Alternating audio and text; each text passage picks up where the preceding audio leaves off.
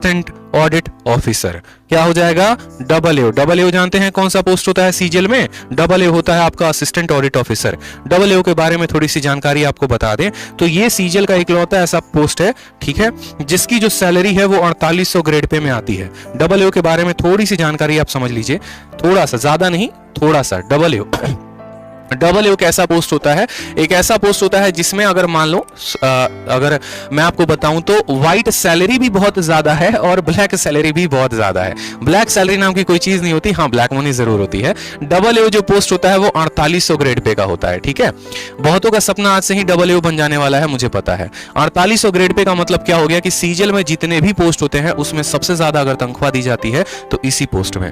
Income tax वाले को भी इतनी तनख्वाह नहीं मिलती, इस बात को ध्यान रखो, जितना इसको मिलता है, क्योंकि भैया ये ग्रुप ए पोस्ट में आ जाता है। उसके बाद अगर हम बात करेंगे तो AA का जो रिक्रूटमेंट होता है सीधा राष्ट्रपति के द्वारा होता है। राष्ट्रपति के द्वारा इनकी नियुक्ति होती है, समझ रहे हैं बात को, ठीक।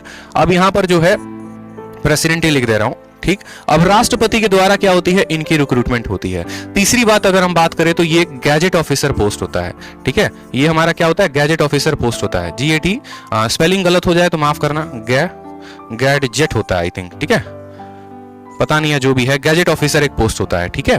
तो AA का जो पोस्ट होता है वो एक गैजेट ऑफिसर का पोस्ट होता है। इसके अलावा थोड़ी सी और जानकारी चाहोगे तो इनका काम क्या होता है, इनका काम होता है ऑडिट करना चीजों को लेकर। जैसे एक एग्जांपल के तौर पे मानते हैं भारत सरकार के बहुत सारे फर्म्स हैं, ठीक है, जैसे मानिए इंडियन रेलवे भी हो गया, ठीक है, और बहुत ऐसे हिंदुस्तान पेट्रोलियम्स में थोड़े से उनकी भागीदारी हो गई, या अलग अलग कंपनीज है जहां पर उनका पार्टनरशिप है। एयर इंडिया जैसे वो टैकल कर रहे थे, पूरा का पूरा एयर इंडिया में उनकी पार्टनरशिप थी।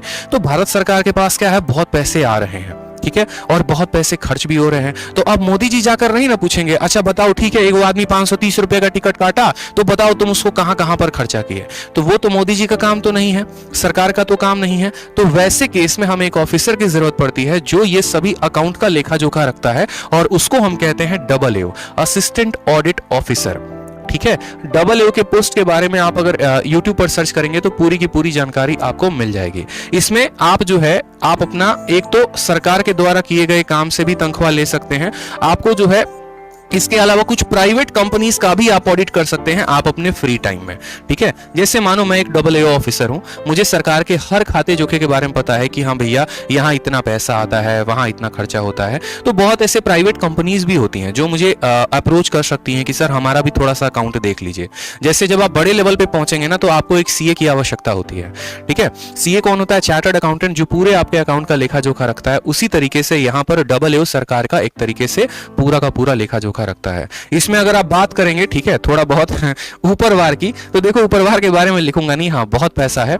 अगर जैसे मानो कि कोई XYZ कंपनी है, उसको अपना थोड़ा सा टैक्स वैक्स कुछ बचाना है, तो वो सीधा उस ऑफिसर को अप्रोच करता है कि भैया देखो हमारा थोड़ा सा कुछ इधर उधर काम करवा दो और तुमको इतना परसेंटेज दे देंगे, ये दे देंगे, वो दे देंगे। तो इस तरीके से इनकी सीधे डीलिंग परसेंटेज में होती है। समझ में आ रहा है बात? तो इसमें पैसा बहुत है, अगर बात करोगे पैसे की तो पैसा बहुत है। और सीजीएल से थोड़ा सा हटकर इनका पेपर देना होता है। जैसे अधिकतर आप लोग बहुत बच्चे सुनते हैं कि सीजीएल में 3 लिस्ट निकलता है, लिस्ट 1, लिस्ट 2, लिस्ट 3। आप सुनते हैं कि नहीं सुनते हैं, बताओ? सुनते हो ना। कि एक आता है हमारा, यहीं पर बता दे रहा हूं इसी पन्ने में, एक आपका होता है लिस्ट नंबर 1, दूसरा होता है आपका लिस्ट नंबर 2 और तीसरा होता है लिस्ट नंबर 3। अगर जिन्होंने तीनों लिस्ट के बारे में नहीं जानकारी प्राप्त है तो हमारा टेलीग्राम चैनल ज्वाइन करके देख लेना है। अब 3 लिस्ट आते हैं तो क्या कभी फोकस किया है आपने कितनी लिस्ट एसएससी क्यों देती है, या ऐसे गए और ठीक है लिस्ट आए? नहीं भैया, हर लिस्ट के अपने अपने मायने हैं।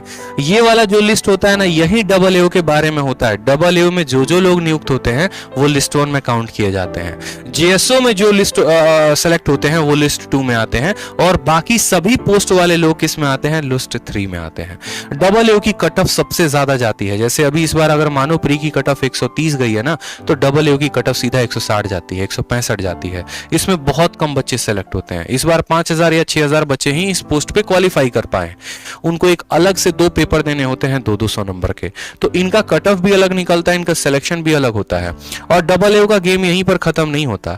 AA में अगर आप चयनित हो जाते हैं ना, तो उसके बाद फिर एक डिपार्टमेंटल पेपर भी होता है। समझ रहे हो? मतलब यहाँ सिलेक्शन हो गया, तुम्हारा नाम आ गया कि तुम एक AA ऑफिसर बन गए। उसके बाद जब तुम जाओगे, तुम्हारी ज्वाइनिंग आएगी, तो उसमें भी डिपार्टमेंट का तुमको पेपर देना होगा।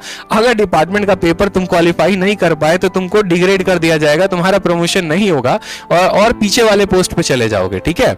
लेकिन अगर क्लियर कर लेते हो तो फिर डबल ए बने रहोगे, फिर आगे जैसे जैसे प्रमोशंस आएंगे वैसे वैसे प्रमोट होते रहोगे और एक वक्त में यूपीएससी कैडर में भी आपकी एंट्री मिल सकती है, ठीक है। यूपीएससी में एंट्री नहीं मिल सकती, उस कैडर में एंट्री मिल सकती है। मैं